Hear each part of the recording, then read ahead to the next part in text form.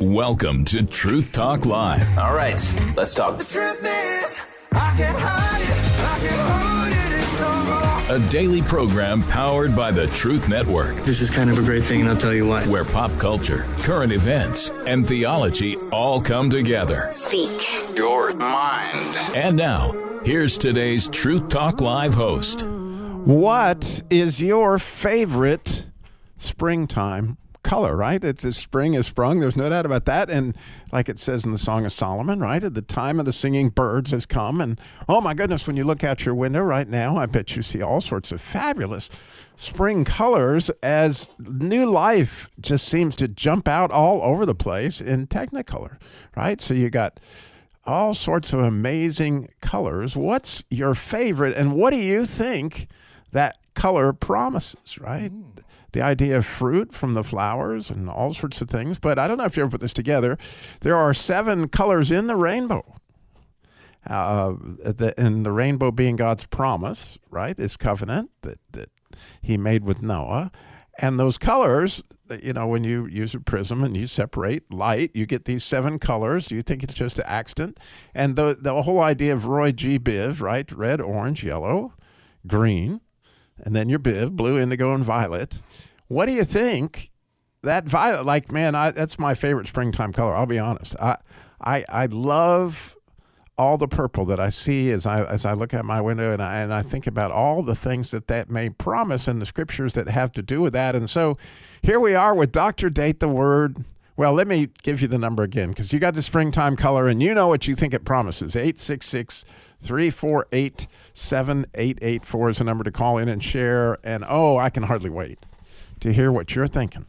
866-348-7884. What's your favorite color? And what do you think that promises from a standpoint of fruit as we come into this Easter season? As I said, we have our own personal rock star in front of us, you know, Dr. Date the Word Carson. And this being 4/3, right? It also is, you know, the 20 days leading to Easter. How exciting is that? But 4/3 itself it adds up to 7, just saying. Just saying. How you doing, Robbie? I am wonderful. Well, it's a joy to be with you today on April the 3rd. Right. You know, there's some great verses on April the 3rd, but the verse for me right now is Psalms 4:3. David says, but no. And that just grabbed my attention. But no, there's something I need to know. And listeners, there's something you need to know. Know that the Lord has set apart for himself him who is godly. The Lord will hear when I call on him. What a promise.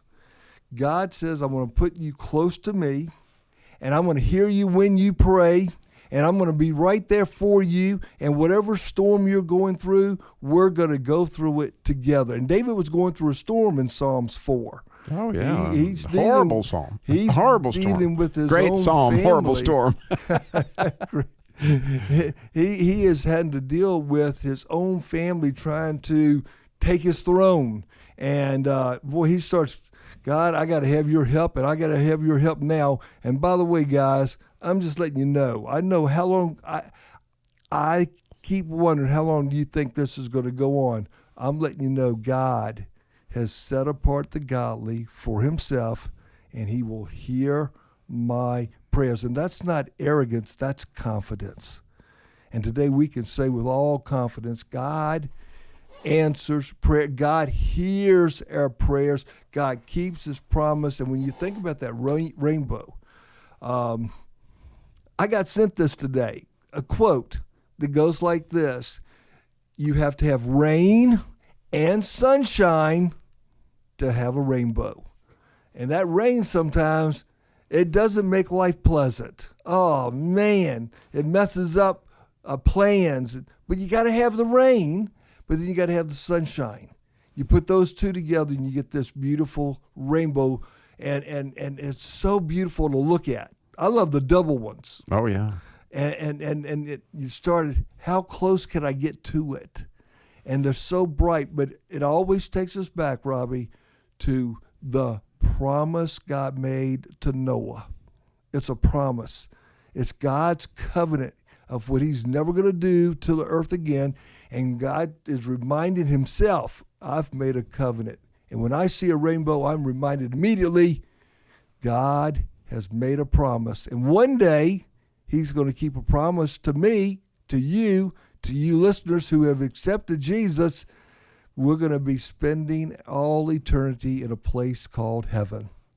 The number to call in, by the way, 866-348-7884. You got a comment. Maybe you have some thoughts on these lines, the promises of God, the colors, springtime, all these things that we're talking about. We would love to hear from you. You really would. 866-348-7884. I love what we were talking about before the show, that, the good kid seems to sit closer to the teacher. The kid that is planning on some shenanigans, he tends to sit in the back row, just saying.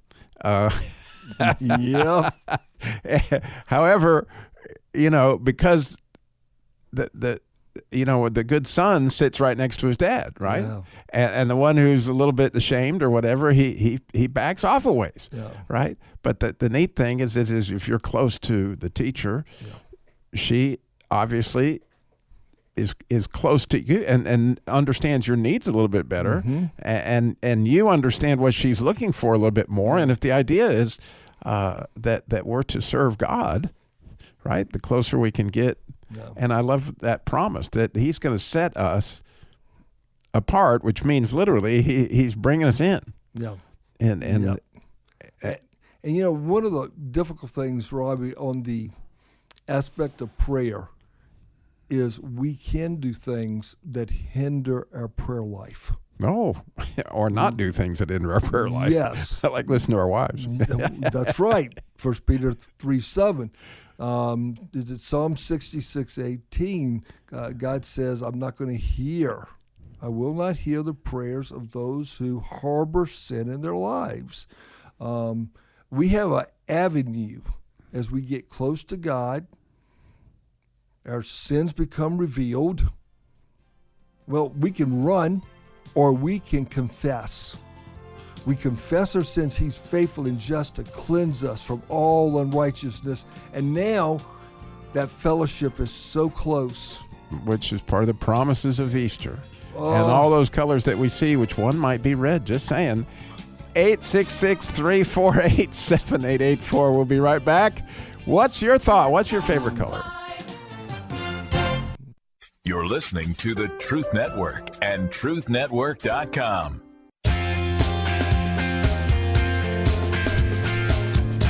Oh, how fun. Today on Truth Talk Live, spring has sprung. It's beautiful out there. And the question that we would love for you to call in and share is we're thinking about, like, here it is spring, and here it is 17 days before Easter. Yes. The countdown has started, and Lent in so many different ways, right? We're getting there.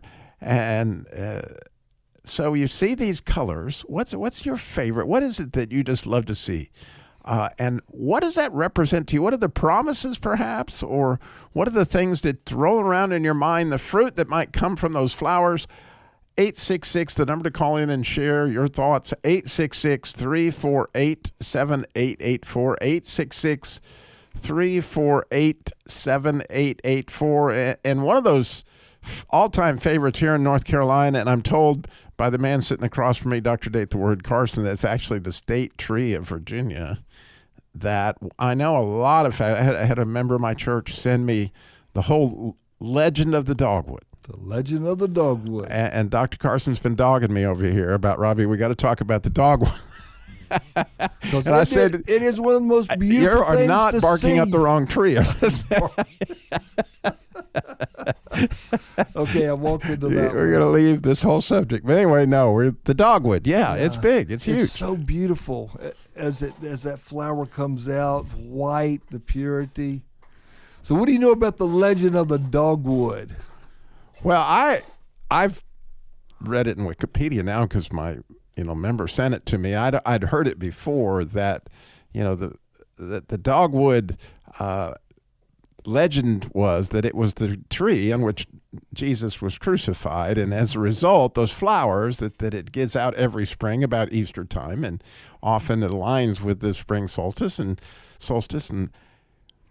that they have these marks on them that would represent the nails. And as I recall, there's lots of things about the flowers, like the indents. It has like a crown. Right? Yeah. I'll let you do it. This is a state flower. No, I don't want to dog you, man. It's a state tree of Virginia, and you being a Virginia native, and clearly. The dogwood doesn't grow straight. It says that's part of the curse because it was used as the crossbeam, so you'll never see any straight pieces on a dogwood. Everything's crooked. That's a part I never heard, but I would say that's true. Yeah. When you look at a dogwood, you see how kind of crooked every limb and as it's growing up. I have one right next to my deck, and it's I'm just watching. That's why when you said something about what's your favorite flower, I'm like, well, my favorite blooming tree is the dogwood. It's just so beautiful. Love watching it just come out, and it's a reminder again, Jesus Christ came back to life. And that's something about spring, just new life. I've got strawberries right now. They're starting to bloom. And I know we're going to have some good strawberries to eat because new life is coming.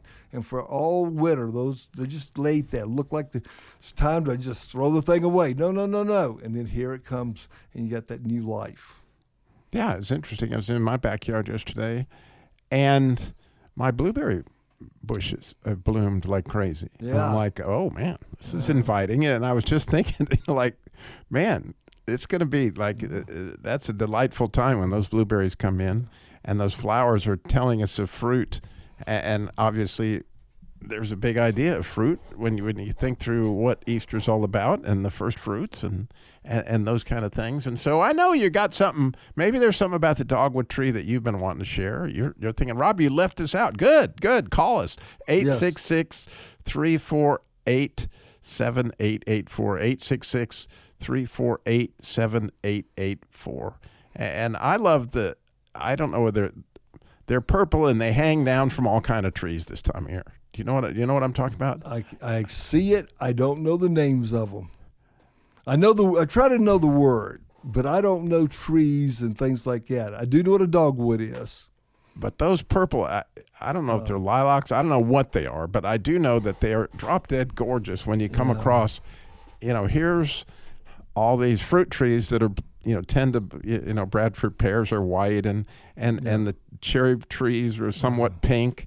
And then you've got these other big, beautiful tulip trees that are very pink. And then here's this man, here comes all this purple, and the red buds are, it's just gorgeous. Yeah.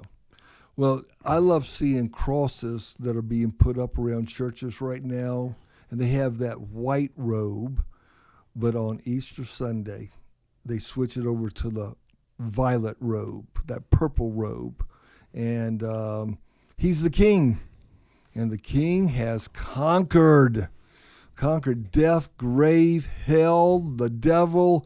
He's got the keys, Robbie. And he's alive, and he's alive forevermore. And I love how that then switches over, and we go from one that has been crucified to one that has risen from the dead.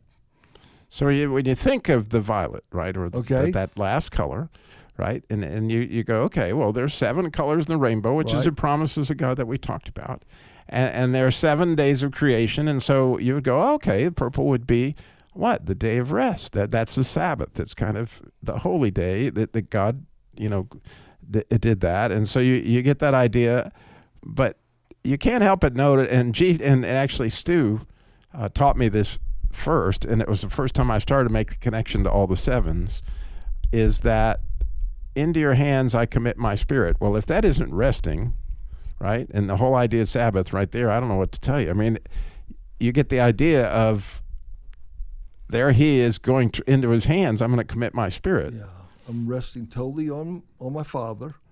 Right. And so there you see the purple lines up with Jesus is the Sabbath. right? Hebrews chapter 4 will tell you who is the Sabbath. That would be Jesus, right? And you get the picture again of that last color of the rainbow. I mean, it's really spectacular.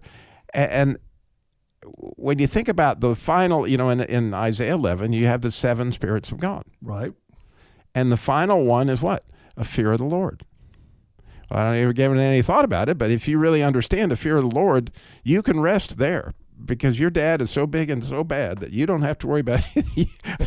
It's like who's going to snatch you out of his hand exactly, and how all that, so you think about how cool that is of the final rest. And even in Exodus 6, you will see these 6 cups of redemption, which, by the way, if you want to come to our Passover Seder that we're having at my church, Kildee Church, we're having that, and Dr. Carson's going to be there too. You can meet Dr. Date the Word himself in person. He will be there at Kildee Church in Ramsboro, North Carolina on the 12th. If you go to ChristianCarGuy.com, by the way, you can get tickets for that. But we're going to go into now, most Seders you go to, they'll have at least 4 cups, right? Right. But there are 2 more cups that are also listed in Exodus chapter 6, which is just like the Magna Carta of Passover, which I love the idea that it's Exodus chapter 6 and Jesus was crucified on the 6th day.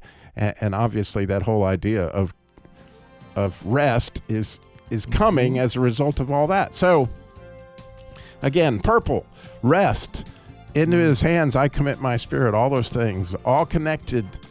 And all the colors have a huge spiritual significance, as we'll talk about. We would love your calls. Right now, some of you are going to lose this, but you can come back and listen to the podcast. The rest of you will be right back with a whole lot more Truth Talk Live. You're listening to the Truth Network and truthnetwork.com.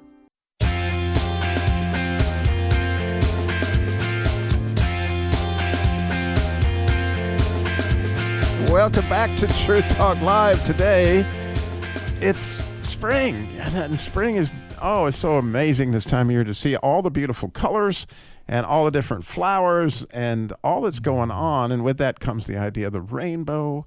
And so with that, what is your favorite springtime color or flower or that kind of thing? What do you think it represents? What are the promises that it brings to your mind? And that whole Easter theme, as we are here, right, just 17 days before Easter. And for those who go by the Jewish calendar, Passover is on the 12th, and that's, it's all right here. And all of this is just, if you look in Exodus 12, I think it's verse 14, he says, this is an everlasting ordinance, which that word ordinance could be translated statute. Mm-hmm.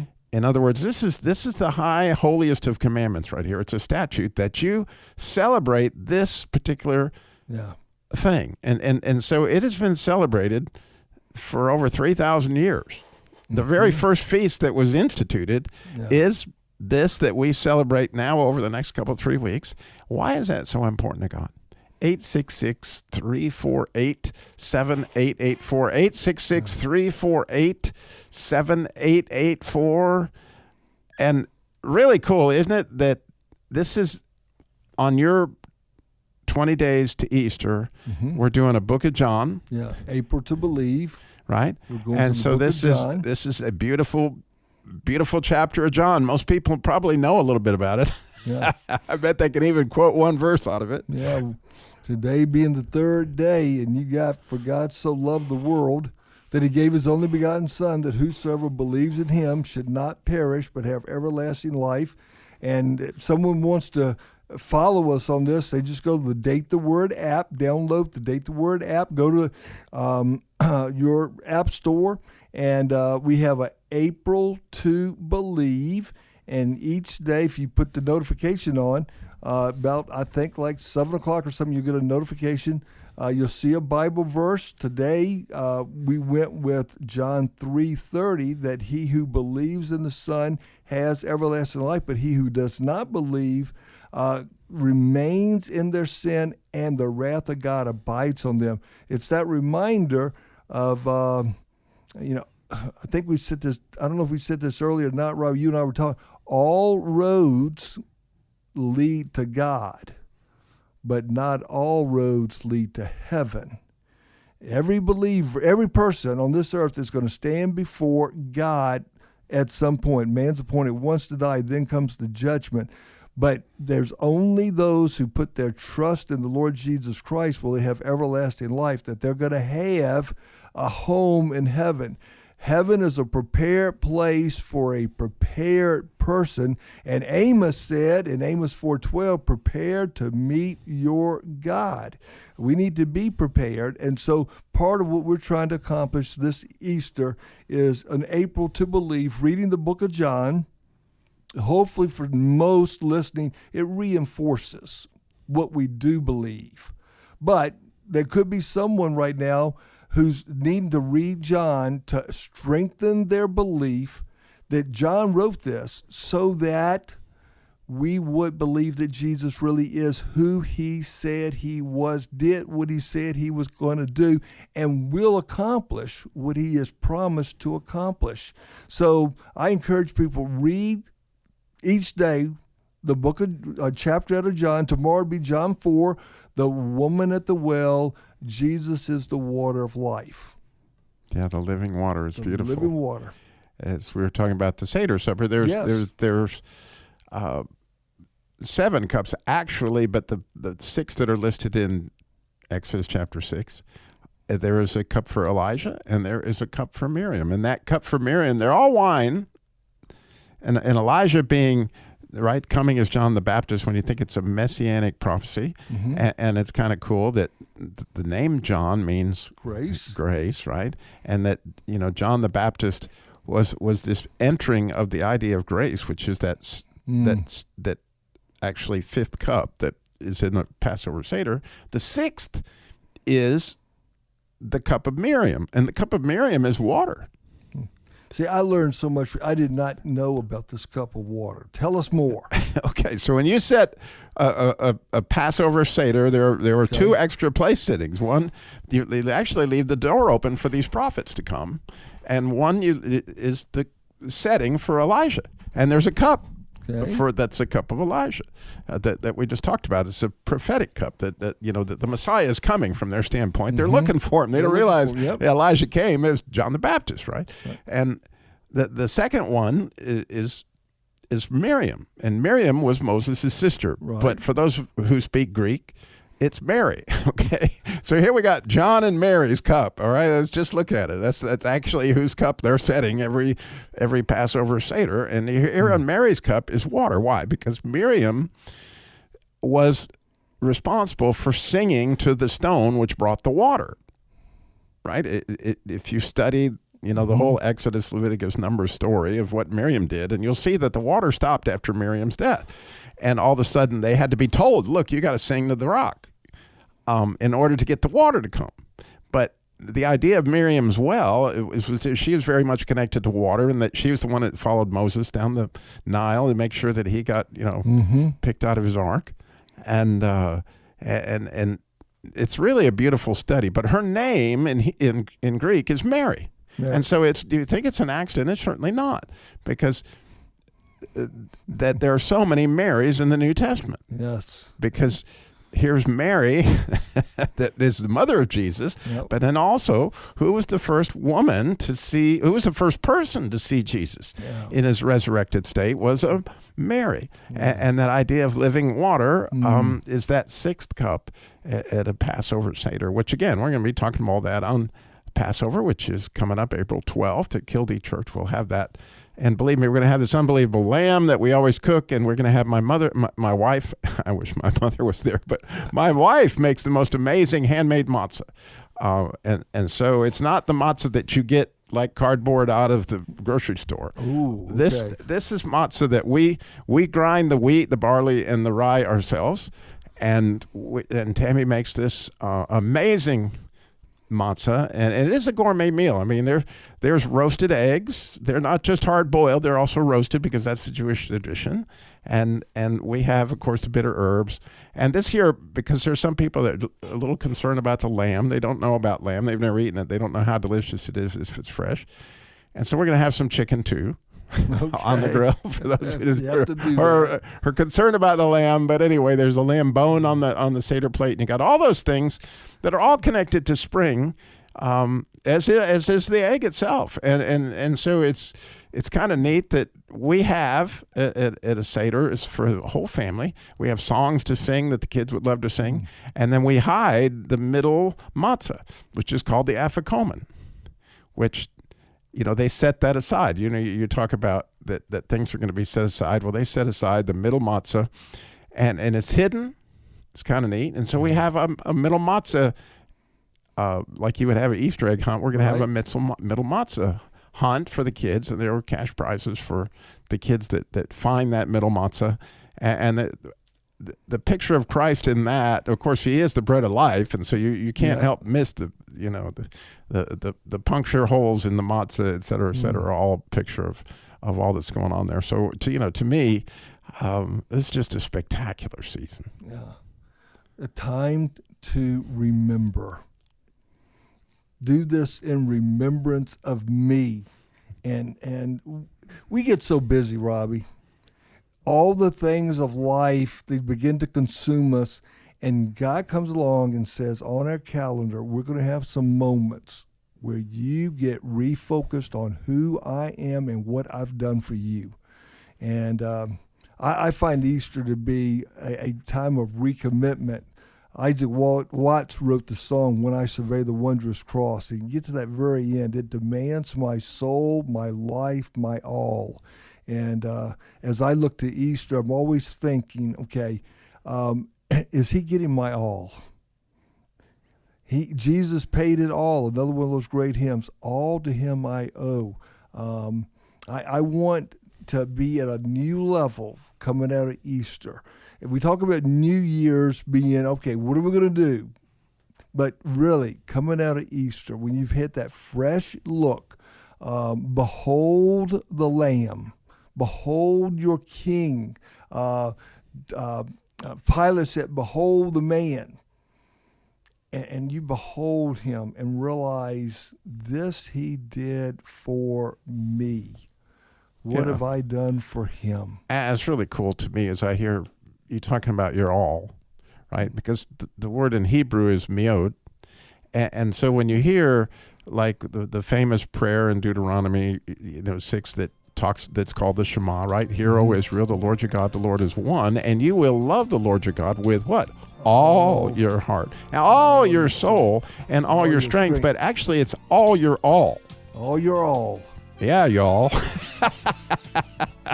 All in. You've got to be all in.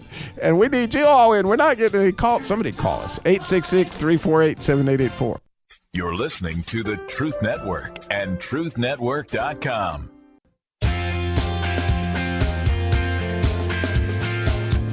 Welcome back to Truth Talk Live, and it is spring, and we are talking about the colors of spring. And what's your favorite springtime color or springtime flower or tree, or as the case may be? Interestingly, during the break, we did have one listener call in, or texted me and say that they thought that perhaps the state tree of North Carolina was also the dogwood. Maybe you know about that. Maybe you know what those purple flowers are that's hanging all over the place, that maybe they're lilacs, or maybe you know what they are. 866-348-7884. According to the internet, now I don't know if it's official, the state tree for North Carolina. As you think about it, it makes more sense, perhaps, why that might be. But the state tree of North Carolina, according to the internet, is the pine. And the reason being that it's an important part of our economy in North Carolina, not only because of the lumber, not only because of its beauty, but also because we export a whole lot of Christmas trees. Lots of Christmas trees. And, yes. It's sort of a tradition in many places to have a North Carolina Christmas tree. And so, it's kind of cool to think that is more of a Christmas holiday. But I don't know. We got Mike is in Dayton, Ohio. So we're excited. Mike, what you got for us? What's your favorite? My favorite color is purple. Oh. I always bought my mom a lilac flowers I don't know. Now I'm curious if she really liked them, but but I liked them. I liked the color of the purple, and now especially on Mother's Day, I used to buy purple flowers for her as well. My favorite color, my personal favorite color, I like the purple flowers. My personal favorite color is blue. I had a blue room when I was a kid. My painted my whole room myself blue when I was a kid, and my dad said it was okay to paint. I was really surprised back then, but I painted my room blue, even the ceiling. Well, just so you'll know that the color blue, right? It's the fifth color in the rainbow, so to speak. If you count it down that way. Roy G. Biv, so to speak. And when you look through it, and the meaning of that color is usually considered both truth and authority. True blue, you might have heard that. It was on that particular day, when you think about it, that the fish were created, kind of out of the blue. Out of the blue. Just saying, anyway. And, right. The whole idea of blue, you know what the fifth word from the cross was? See if you know, Doc. Stu would know it because he wrote a whole chapter. He wrote a whole chapter on it. It's I thirst. Say that again. I thirst. I thirst. I was like, I'm trying to if that was. He didn't say that out of the blue. I'm just saying. No. He said that in the dark. And then, interestingly, that when you go through the seven spirits in Isaiah 11, so that you're lining up with all these different sevens, and it's the spirit of power, the spirit of might, is the fifth spirit. And again, at the Jewish Seder that we're going to have here shortly, it's Elijah's cup, and it's very much connected to the idea of grace. That because, again, Elijah would signify John the Baptist coming. His name means grace. But also that when Jesus came, John 1, right, he was full of truth and grace. I got that one right. I knew you would. But it's John 1:14. I think you're the one who told me. Somebody told me that he was not only absolutely full of truth, but he was absolutely full of, in other words, 100% truth. It wasn't 50-50. Yes. Yep. It wasn't torn between the two either. So sometimes we feel like truth and grace gets into a tug of war. No, Jesus was both, completely 100% truth, 100% grace. Yeah. Well, isn't that crazy how the Truth Network is part of the whole thing? So they is that why they have a lot of blue background on their symbol? We're full of. And Stu's daughter is named Gracie, so it just fits. Oh.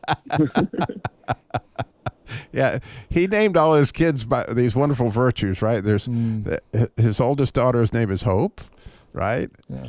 And his second daughter's name is Grace. And then he has joy. And then he has joy, and then he has faith. He has a handful. Oh, he did. And we always thought he was looking for a boy. But interestingly, when Hope had children, guess what she had? 2 boys. And so you better believe Stu's a proud granddad, that whole situation. It's absolutely beautiful. But yeah, there's no doubt that true blue is connected to that idea of blue, and it's always been my personal if somebody said, Robby, what's your favorite color? I would tell them blue. And my wife would say, yeah, it's blue. I don't like blue, but Robby's favorite color is blue. And so I used to have a lot of blue clothes. Other than my truth wear, I don't have much blue anymore because my wife is just not her color, whatever you can say. She likes green and she likes red. But all those things mean something. They really, really do. And I think it's powerful stuff. And I wish I can come down to North Carolina and come and eat some lamb with you, and that would be awesome.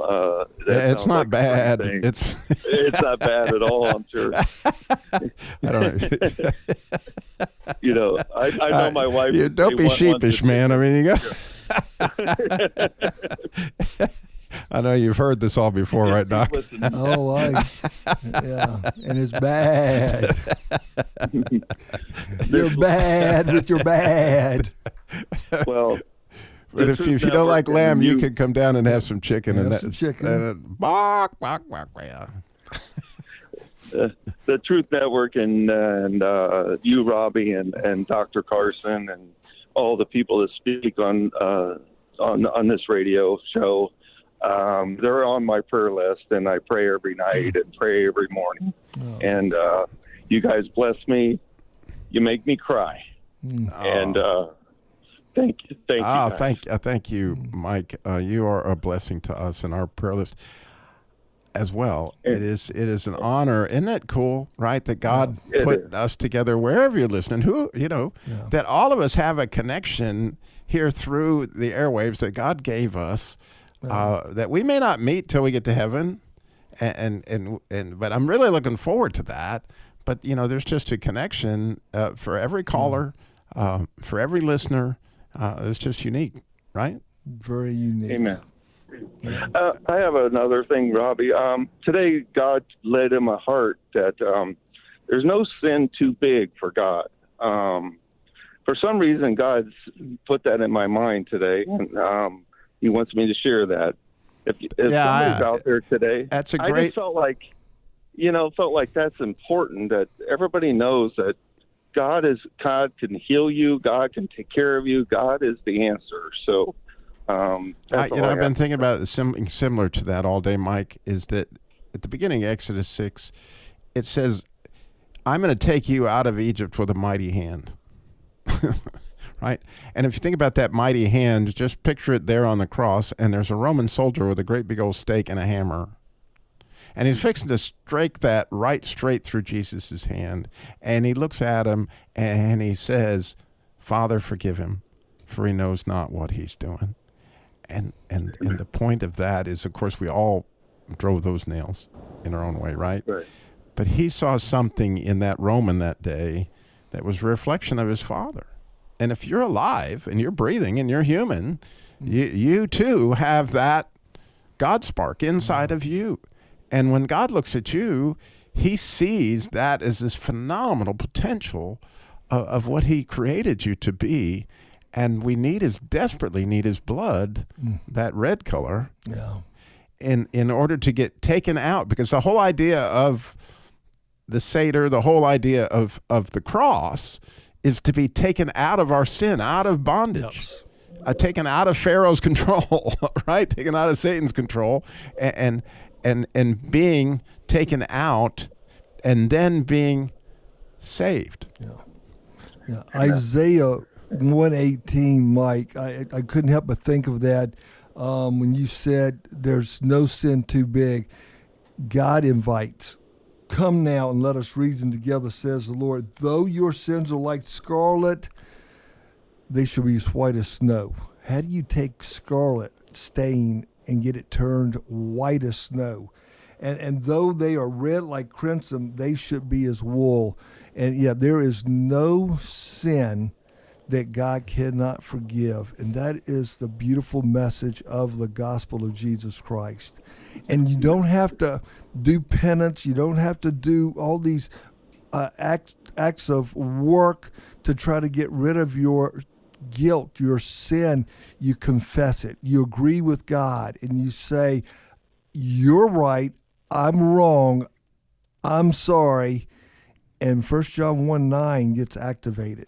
He cleanses us from all unrighteousness. Right. What a good word, Mike. Absolutely. Right. And the other huge element is you got to believe. We talked about that throughout the show. Yeah. Is that, do you believe He is who He says He is? Yes. As He would tell Martha, as John would tell you, if you believe. But that's the key element. Is everybody believes something about Jesus if they're familiar with who He was. Then the question is, do you believe He really was the Son of God? Do you believe He really did die to take away that crimson stain? And the beautiful thing is, oh, baby. Yes, He did. Yeah. You know, it's absolutely gorgeous. It should make us all cry, Mike. Yeah. It should, really should. It really should, my friend. Well, thank you for listening to Truth Talk Live. Looking forward to tomorrow. We got a lot coming up. Stay tuned.